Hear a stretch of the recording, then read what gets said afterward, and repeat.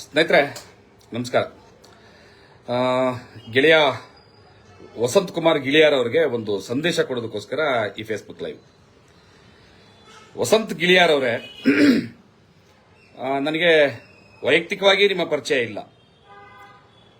ಸುಮಾರು ವರ್ಷಗಳ ಹಿಂದೆ ಒಂದು ಸಾರಿ ಮಾತ್ರ ಬಹುಶಃ ನೀವೇ ನನಗೆ ಕಾಲ್ ಮಾಡಿದ್ರಿ ಅನ್ಕೋತೀನಿ. ಯಾವುದೋ ಒಂದು ವಿಚಾರದಲ್ಲಿ ನಾವಿಬ್ರು 1-2 ನಿಮಿಷದ ಟೈಮು ಫೋನಲ್ಲಿ ಮಾತಾಡಿರ್ಬೋದು ಅಷ್ಟೇ. ಅದು ಬಿಟ್ಟರೆ ಮತ್ತೇನು ನಿಮ್ಮ ಮಧ್ಯೆ ಯಾವ ಮಾತುಕತೆ ಇಲ್ಲ, ವ್ಯಕ್ತಿಗತ ಪರಿಚಯ ಇಲ್ಲ. ಮೊದಲು ಇದು ಸ್ಪಷ್ಟಪಡಿಸಬೇಕು, ಯಾಕೆ ಅಂತ ಮುಂದೆ ಗೊತ್ತಾಗುತ್ತೆ. ಎರಡನೇದಾಗಿ, ಧರ್ಮಸ್ಥಳದ ಪರವಾದಂತಹ ಹೋರಾಟ ನೀವು ಮಾಡ್ತಾ ಇದ್ದೀರಿ. ನಿಮ್ಗೇನು ಸರಿ ಅನ್ಸುತ್ತೋ ಅದನ್ನ ಮಾಡ್ತಾ ಇದ್ದೀರಿ. ನಾನು ಅದನ್ನ ರೆಸ್ಪೆಕ್ಟ್ ಮಾಡ್ತೀನಿ. ನಾನು ಅದನ್ನೇನು ಡಿಸ್ರೆಸ್ಪೆಕ್ಟ್ ಮಾಡೋದಿಲ್ಲ. ನಾನು ಹೇಳಿದ್ದೆ ಸರಿ, ನಾನು ಮಾಡಿದ್ದೆ ಸರಿ, ನೀವು ಮಾಡೋದು ತಪ್ಪು ಅನ್ನೋ ಹೇಳೋ ವ್ಯಕ್ತಿ ಅಲ್ಲ, ನನಗೆ ಗೊತ್ತು. ಆಮೇಲೆ ನನ್ನ ಬಗ್ಗೆನೂ ಕೂಡ ನಿಮಗೆ ಗೊತ್ತಿದೆ.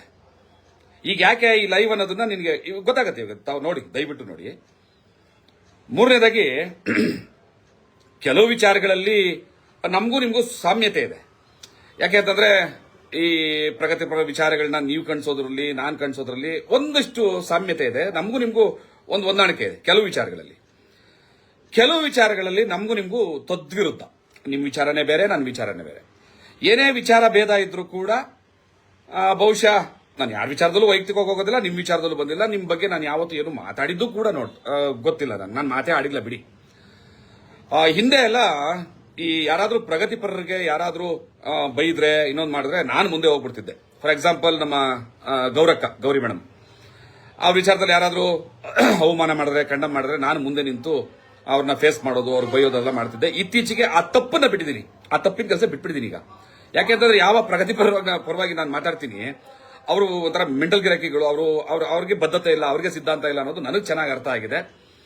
ಏನು ಅಂತಂದ್ರೆ, ಈಗ ಕೆಲವರೆಲ್ಲ ಹೆಂಗೆ ಬಿಜೆಪಿ ಭಕ್ತರು ಅನ್ಸ್ಕೊಂತಾರೋ ಹಂಗೆ ಇವರು ಒಂಥರ ಕಾಂಗ್ರೆಸ್ ಭಕ್ತರಾಗ್ಬಿಟ್ಟಿದ್ದಾರೆ. ನಾನು ಎರಡೂ ಕಡೆ ಇಲ್ದವನು, ನಾನು ನ್ಯಾಯದ ಪರವಾಗಿರೋನು. ನಿಮಗೂ ಗೊತ್ತು, ವಸಂತ್ ಗಿಳಿಯಾರ್ ಅವರೇ, ಬಹಳ ಪ್ರೀತಿಯಿಂದ ನಾನು ಈ ಲೈವ್ ನ ನಿಮಗೋಸ್ಕರ ಮಾಡ್ತಾ ಇದ್ದೀನಿ. ದಯವಿಟ್ಟು ನೋಡಿ. ಮತ್ತೆ ನಾನು ಇಲ್ಲೇನು ಹೇಳ್ತೀನಿ, ಇಲ್ಲಿಗೂ ತಗೊಳ್ಳಿ, ಮಿಸ್ ಮಾಡಬೇಡಿ ಪ್ಲೀಸ್. ಈಗ ಮುಖ್ಯವಾದ ವಿಚಾರಕ್ಕೆ ಬರ್ತೀನಿ. ದಿನೇಶ್ ಕುಮಾರ್ ದಿನು ಅವರ ವಿಚಾರಕ್ಕೆ ಸಂಬಂಧಪಟ್ಟಂತೆ, ಅವನು ಯಾರೋ ದಿನು ಅನ್ನೋ ನೋಡಿ ಬ್ಯಾಟಿಂಗ್ ಮಾಡೋಣ ಅನ್ನೋಂಥ ಮಾತನ್ನ ನೀವು ಹೇಳಿದಿರಿ. ಬಹಳ ಸಂಕಟದಿಂದ ಈ ಮಾತು ಹೇಳ್ತಾ ಇದ್ದೀನಿ. ಅವನು ಯಾರೋ ದಿನೇಶ್ ಕುಮಾರ್ ದಿನು ಅಂತ ನೀವು ಕೇಳಿದಿರಲ್ಲ. ದಿನೇಶ್ ಕುಮಾರ್ ದಿನು ಬೇರೆ ಯಾರು ಅಲ್ಲ, ನನ್ನ ಅಣ್ಣ. ಬಹುಶಃ ನಿಮ್ಗೆ ಗೊತ್ತಿಲ್ಲ, ಅಥವಾ ನನಗೂ ಅವ್ರಿಗಿರೋ ಸಂಬಂಧ ನಾವು ಪಬ್ಲಿಕ್ ಅಲ್ಲಿ ತುಂಬಾ ಕಾಣಿಸ್ಕೊಳ್ಳೋದೇ ಇಲ್ಲ ಇತ್ತೀಚೆಗೆ. ಮುಂಚೆ ಯಾವಾಗಲೂ ಜೊತೆಲಿ ಇರ್ತಿದ್ವಿ. ಈಗ ನಂದೇ ಆದಂತ ಒಂದು ಕೆಲಸ ನಡೀತದೆ, ಅವ್ರದ್ದಾದ ಒಂದು ಕೆಲಸ ನಡೀತದೆ. ಮತ್ತೆ ನಾವಿಬ್ರು ಕಿತ್ತಾಡ್ತೀವಿ, ಬೇರೆ ಬೇರೆ ವಿಚಾರಗಳಿಗೆ, ಸಿದ್ಧಾಂತಕ್ಕೆ, ಪಕ್ಷದ ವಿಚಾರಕ್ಕೆ ಕಿತ್ತಾಡ್ತೀವಿ, ಪ್ರೀತಿ. ಹಂಗಾಗಿ ನಿಮ್ಗೆ ಬಹುಶಃ ನನಗೂ ಅವ್ರಿಗಿರೋ ಸಂಬಂಧ ಏನು ಅಂತ ನಿಮ್ಗೆ ಗೊತ್ತಾಗಿಲ್ಲ ಅನ್ಸುತ್ತೆ. ಮಾತಾಡಿದೀನಿ, ನಾನೇನು ಅದ್ರ ಬಗ್ಗೆ ದೊಡ್ಡದಾಗಿ ಬೆಳೆಸಕ್ ಹೋಗಲ್ಲ. ಬಟ್ ಈಗ ನಾನು ನಿಮ್ ಗಮನಕ್ಕೆ ತರ್ತಾ ಇದ್ದೀನಿ. ದಿನೇಶ್ ಕುಮಾರ್ ದಿನು ಬೇರೆ ಯಾರು ಅಲ್ಲ, ನನ್ನ ಸ್ವಂತ ಅಣ್ಣ. ಗಿಳಿಯರವರೇ, ಯಾವ ಸ್ಥಿತಿನಲ್ಲಿ, ಯಾವ ಮೆಂಟಾಲಿಟಿ ನಾನು ಇಲ್ಲಿ ಕೂತಿದ್ದೀನಿ ಅಂತ ಬಹುಶಃ ಬೇರೆಯವ್ರಿಗೆ ಅರ್ಥ ಆಗಲ್ಲ, ಅದು ನನಗೆ ಮಾತ್ರ ಗೊತ್ತಾಗ್ತದೆ. ಸ್ವಲ್ಪ ನಾನು ಈಗ ನನ್ನ ತಾಳ್ಮೆ ಮಿತಿನ ಕಳ್ಕೊಂಡ್ರು ಕೂಡ ನಾನು ಏನ್ ಮಾತಾಡ್ಬಿಡ್ತೀನೋ ನನಗೆ ಗೊತ್ತಿಲ್ಲ, ಹಂಗಾಗ್ಬಿಟ್ಟಿದೆ. ಬಟ್ ತುಂಬಾ ಕಂಟ್ರೋಲ್ ಆಗಿ ನನ್ನ ಆ ಪ್ರಜ್ಞೆಯನ್ನ ನನ್ನ ಕೈಯಲ್ಲಿ ಇಟ್ಕೊಂಡಿದ್ದೀನಿ. ಗಿಳಿಯರವರೇ, ಒಂದು ಮಾತನ್ನ ಹೇಳ್ತೀನಿ. ದಿನೇಶ್ ಕುಮಾರ್ ದಿನು ಅವ್ರಿಗೆ ಬ್ಯಾಟಿಂಗ್ ಮಾಡೋದಿರಲಿ, ಅವ್ರನ್ನ ಟಚ್ ಮಾಡೋದಿರಲಿ, ನನ್ನ ತಾಯಿ ಮೇಲೆ ಆಣೆ ಮಾಡಿ ಹೇಳ್ತಾ ಇದ್ದೀನಿ, ಬಾಬಾ ಸಾಹೇಬ್ ಅಂಬೇಡ್ಕರ್ ಅವರ ಪಾದ ಸಾಕ್ಷಿಯಾಗಿ ಹೇಳ್ತಾ ಇದ್ದೀನಿ, ಅವ್ರದ್ದು ಒಂದೇ ಒಂದು ಕೂದಲು ಕೊಂಕಿದ್ರು ಕೂಡ ನಾನು ಹೇಳಲ್ಲ. ಒಂದು ಮಾತು ಹೇಳ್ತೀನಿ, ಬಹುಶಃ ಯಾವ್ದಾದ್ರೂ ವಿಚಾರಕ್ಕೆ ನಾನು ಕೈ ಇಟ್ರೆ ಅದು ಯಾವ ಎಕ್ಸ್ಟ್ರೀಮ್ ಲೆವೆಲ್ಗೆ ತಗೊಂಡೋಗ್ತೀನಿ ಅಂತ ಇಡೀ ಕರ್ನಾಟಕಕ್ಕೆ ಗೊತ್ತಿದೆ. ಮತ್ತು ನ್ಯಾಯವಾಗಿರ್ತೀನಿ, ಪ್ರಾಮಾಣಿಕವಾಗಿರ್ತೀನಿ, ಕಾನೂನುಬದ್ಧವಾಗಿರ್ತೀನಿ. ದಿನೇಶ್ ಕುಮಾರ್ ದಿನು ಅವರ ಮೈ ಮುಟ್ಟೋದು ಆಮೇಲೆ ಕನ್ಸಲು ದಯವಿಟ್ಟು ಪ್ಲೀಸ್ ನನಗೆ ಈ ರಿಸ್ಕ್ ನ ಕೊಡಬೇಡಿ. ನನಗೆ ತುಂಬಾ ಕೆಲಸಗಳಿದ್ದಾವೆ, 10 ನಿಮಿಷ ಕೂಡ ಬಿಡುವಿಲ್ಲ. ತಿಂಗಳುಗಟ್ಟಲೆ ಮನೆ ಬಿಟ್ಬಿಟ್ಟಿದ್ದೀನಿ. ಯಾಕೆಂದ್ರೆ ನಿಮ್ಗೆ ಗೊತ್ತು, ಮತ್ತೆ ನನ್ನ ಹೋರಾಟವನ್ನು ನೀವು ರೆಸ್ಪೆಕ್ಟ್ ಮಾಡ್ತೀರಾ ಅಂತ ತಿಳ್ಕೊಂಡಿದ್ದೀನಿ. ಈಗ ತುಂಬಾ ಇನ್ನೂ ಇಂಪಾರ್ಟೆಂಟ್ ಕೆಲಸ ಇದೆ. ಏನು ಅಂತಂದ್ರೆ, ಆದಿವಾಸಿಗಳು, ಅಲೆಮಾರಿಗಳ ಪರವಾಗಿ ರಾಜ್ಯ ಸರ್ಕಾರ ಮಾಡಿರೋ ಮೋಸಕ್ಕೆ ಸಂಬಂಧಪಟ್ಟಂತೆ ನನಗೆ ಫುಲ್ ಟೈಮ್ ಆಗಿ ಬೀದಿಗಿಳಿಬೇಕಾಗಿದೆ. ನನಗೆ ಅದಕ್ಕೆ ಟೈಮ್ ಕೊಡೋಕೆ ನನ್ನ ಕೈಲಿ ಸಾಧ್ಯ ಇಲ್ಲ. ಮತ್ತೆ ನಾನೀಗ ಬೀದಿಗಿಳಿದಕ್ಕೆ ನನ್ನ ಮನೆಯವ್ರನ್ನ ಓಲೈಸಬೇಕಾಗಿದೆ. ಯಾಕಂದ್ರೆ ತಿಂಗಳಗಟ್ಟಲೆ ಮನೆ ಬಿಡ್ತೀನಿ, ಮತ್ತೆ ಮನೆ ಬಿಡ್ತೀನಿ ಅಂತಂದ್ರೆ ಬಿಡ್ತಾರ ನನಗೆ? ನನ್ನ ಹೆಂಡತಿ ಬಿಡ್ತಾಳ, ನನ್ನ ಮಕ್ಕಳು ಬಿಡ್ತಾರ? ಬೈತಾರೆ. ಅವ್ರನ್ನ ಸ್ವಲ್ಪ ಸಮಾಧಾನ ಮಾಡಿ ಒಂದಷ್ಟು ದಿವಸ ನಮ್ಮ ಮನೆ ಕೆಲಸ ನೋಡಿ ಬರಬೇಕಾಗಿದೆ. ಸೊ ಆ ಕೆಲಸ ಸ್ವಲ್ಪ ಬಿಸಿ ಇದ್ದೀನಿ, ಬಿಸ್ನೆಸ್ ಅಲ್ಲಿ ಬಿಸಿ ಇದ್ದೀನಿ. ಈಗ ನಾನು ಮತ್ತೆ ಅಲೆಮಾರಿಗಳ ಪರವಾಗಿ ಬೀದಿಗಿಳಿಬೇಕಾಗಿದೆ. ನನಗೆ ಅದ್ರ ಬಗ್ಗೆ ತುಂಬಾ ಟೈಮ್ ಬೇಕಾಗಿದೆ. ನಾನು ಏನೋ ಹೇಳಕ್ ಬರ್ತಾ ಇದ್ದೀನಿ, ಬಟ್ ಹೇಳ್ಬಾರ್ದು ಅನ್ನೋ ಕಾರಣಕ್ಕೆ ಇರ್ತಾ ಇದ್ದೀನಿ. ಸಂಕಟ ಆಗ್ತಾ ಇದೆ. ಕೋಪ ಅನ್ನೋದು ಅದು ಎಲ್ಲಿದೆ ನನಗೆ ಗೊತ್ತಿಲ್ಲ. ನಾನು ಬಹುಶಃ ನನ್ನ ಕಣ್ಣು ನೋಡ್ತಾ ಇದ್ರೆ ನಿಮ್ಗೆ ಅರ್ಥ ಆಗ್ತದೆ. ದಿನೇಶ್ ಕುಮಾರ್ ದಿನೋ ಅವರ ಕೂದಲು ಕೊಂಕಿದ್ರು ಕೂಡ ನಾನು ಯಾಕಾದ್ರೂ ಈ ಭೂಮಿ ಮೇಲೆ ಹುಟ್ಟದ್ನೋ ಅಂತ ಅನ್ಕೊಬಿಡ್ಬೇಕು. ಅವನು ಯಾವನ ಅವ್ರ ಮೈ ಟಚ್ ಮಾಡ್ತಾನೆ. ಬೇರೆಯವ್ರ ವಿಚಾರದಲ್ಲಿ ಆಗಿದ್ರೆ ನಾನು ಇಷ್ಟೊಂದು ಎಕ್ಸೈಟ್ ಆಗೋದಿಲ್ಲ. ನಾನು ತುಂಬಾ ಕಂಟ್ರೋಲ್ ಆಗಿರೋ, ತುಂಬಾ ತಾಳ್ಮೆ.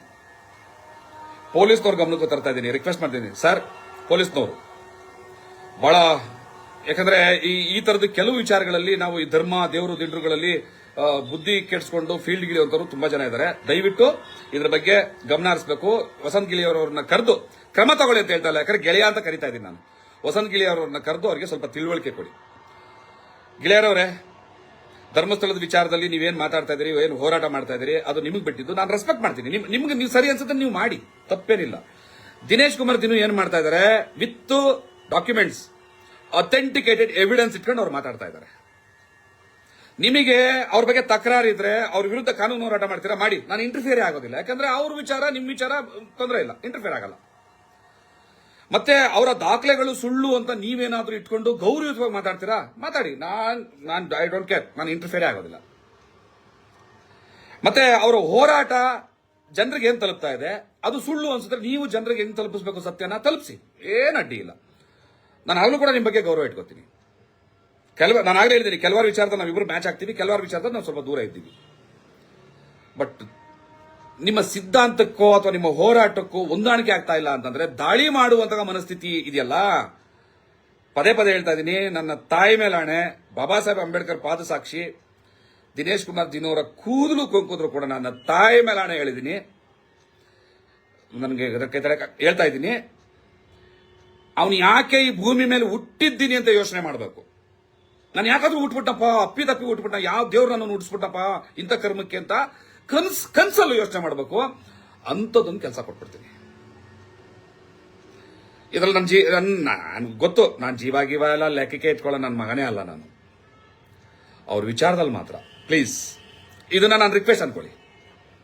ಎಚ್ಚರಿಕೆ ಬೇಡ, ಗೆಳೆಯ ಅಂತ ಕರಿತಾ ಇದ್ದೀನಲ್ವಾ, ಎಚ್ಚರಿಕೆ ಬೇಡ ಅಂತ ಇಟ್ಕೊಳ್ಳಿ. ರಿಕ್ವೆಸ್ಟ್. ಯಾಕೆ ರಿಕ್ವೆಸ್ಟ್ ಅಂತಂದ್ರೆ ಅವ್ರಂತರ ಮಗು ಮನಸ್ಸಿನವರು. ಯಾರ ವಿರುದ್ಧ ಒಡೆದಾಟ ಬಡದಾಟ, ಬರ ಮಗನೇ ಹಿಂಗ್ ತೊಳೆ, ಅದೆಲ್ಲ ಇಲ್ಲ ಪಾಪ. ಆಮೇಲೆ ನನ್ನ ಸ್ವಂತ ಅಣ್ಣ ಅಂತ ಹೇಳ್ತಾ ಇದ್ದೀನಿ. ಇದಿಷ್ಟು ಸಾಕು ಅನ್ಕೋತೀನಿ. ನಿಮ್ಗೇನು ಹೇಳ್ಬೇಕಾಗಿಲ್ಲ. ಇಷ್ಟೇ ವಿಚಾರ ಸಾಕು. ಅದೇನ್ ಪೋಸ್ಟ್ ಹಾಕಿದಿರಾ ಡಿಲೀಟ್ ಮಾಡಿ. ರಿಕ್ವೆಸ್ಟ್ ಅಂತ ತಿಳ್ಕೊಳ್ಳಿ. ಯಾಕೆ ರಿಕ್ವೆಸ್ಟ್ ಅಂತಂದ್ರೆ ನನಗೆ ಹೋರಾಟಕ್ಕೆ ಬೇರೆ ಕಡೆ ಟೈಮ್ ಕೊಡಬೇಕು. ತಿಳ್ಕೊಳ್ಳಿ, ನಾನೇನು ಹೋರಾಟಕ್ಕೆ ಹೋಗ್ಬೇಕು ಅಂತಿದ್ದೀನಿ, ಏನೆಲ್ಲ ಮಾಡ್ಬೇಕು ಅಂತಿದ್ದೀನಿ, ಅದೆಲ್ಲವನ್ನೂ ಕೂಡ ಪಕ್ಕಕ್ಕಿಟ್ಟು ದಿನೇಶ್ ಕುಮಾರ್ ಅವ್ರಿಗೆ ಏನಾದ್ರು ಹೆಚ್ಚು ಕಮ್ಮಿ ಆಯ್ತು ಅಂದ್ರೆ ಫಸ್ಟ್ ಪ್ರಿಫರೆನ್ಸ್ ಅಲ್ಲೂ ಕೊಟ್ಟು ಅಲ್ಲಿಗೆ ಬರ್ತೀನಿ ನಾನು. ಇದು ಆಮೇಲೆ ನೋಡ್ತೀನಿ. ಯಾಕಂದ್ರೆ ಈ ಹೋರಾಟ ಮಾಡಕ್ಕೆ ನಾನು ಅಲ್ದಿದ್ರೆ ನನ್ನಂತವ್ರು ಲಕ್ಷಾಂತರ ಜನ ಇದ್ದಾರೆ, ನನ್ನ ಅಣ್ಣ ತಮ್ಮಂದಿದ್ದಾರೆ, ನನ್ನ ಟೀಮ್ ಇದೆ, ನನ್ನ ಟೀಮ್ ಅದನ್ನು ಮುಂದುವರಿಸುತ್ತೆ. ಬಟ್ ದಿನೇಶ್ ಕುಮಾರ್ ಪರವಾಗಿ ನಿಲ್ಲೋದಕ್ಕೆ ನನ್ನ ಮಗದು ನಾನೇ ನಿಲ್ಲಬೇಕು. ಬೇರೆಯವ್ರು ನಿಲ್ಲಕ್ಕೆ ನಾನು ಅವಕಾಶನೇ ಕೊಡಲ್ಲ. ಮೊದಲಾಗಿ ನನ್ನ ಅಣ್ಣ ತಮ್ಮ, ನನ್ನ ತಂದೆ ತಾಯಿ ರಕ್ಷಣೆಗೆ ಬೇರೆ ಯಾರನ್ನೋ ಬರೋಕೆ ನಾನು ಅವಕಾಶ, ಫಸ್ಟ್ ನಾನು. ನೀವು ಅವ್ರನ್ನ ಮುಟ್ಟಬೇಕು ಅಂತಂದ್ರೆ ನನ್ನನ್ನು ದಾಟ್ಕೊಂಡೇ ಹೋಗ್ಬೇಕು. ನಾನ್ ಜೀವಂತವಾಗಿರೋವರೆಗೂ ಕೂಡ ಅವ್ರ ಮೈಯನ್ನ ಮುಟ್ಟೋ ಗಂಡ್ಸ್ ಮಗ ಇಲ್ಲಿ ಹುಟ್ಟಕ್ ಸಾಧ್ಯನೇ ಇಲ್ಲ.